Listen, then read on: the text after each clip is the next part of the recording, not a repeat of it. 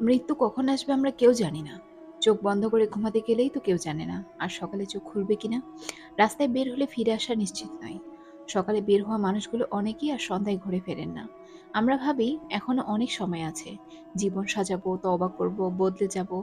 কিন্তু মৃত্যু তো কখনো সময় জানিয়ে আসে না। মৃত্যু কখনো বয়স্ক দেখে আসে না।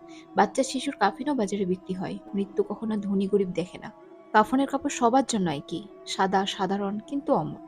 জানাজায় গিয়ে চোখে পানি আসে, কিন্তু কিছুক্ষণের মধ্যেই আমরা সব ভুলে যাই। ভাবি এটা তার সময় ছিল। কিন্তু আমরা কি জানি হয়তো আমাদের সময়ও খুব কাছে। আপনার ঘড়ি বন্ধ হয়ে গেলে ঠিক করা যায়, কিন্তু মৃত্যুর ঘড়ি বন্ধ হলে কিছুই ঠিক করা যায় না। নামাজ, রোজা, দান সবই তখন থেমে যায়। মৃত্যু ভয়ের নয়, প্রস্তুতির বিষয়। কারণ একজন মুমিনের জন্য মৃত্যু মানেই আল্লাহর সাক্ষাৎ।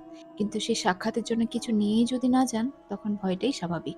একদিন সবাই চলে যাবে। আপনিও যাবেন, আমিও যাব। কিন্তু প্রশ্ন হলো কিভাবে যাচ্ছি? আসুন আমরা জীবনের প্রতিটি দিনকে মনে রাখি। মৃত্যু আসতে পারে আজই, এখনই। তাই অন্তত আজকের দিনটুকু আল্লাহর জন্য কাটিয়ে দিই। সবাই মরবে, শুধু প্রস্তুত কেউ কেউ।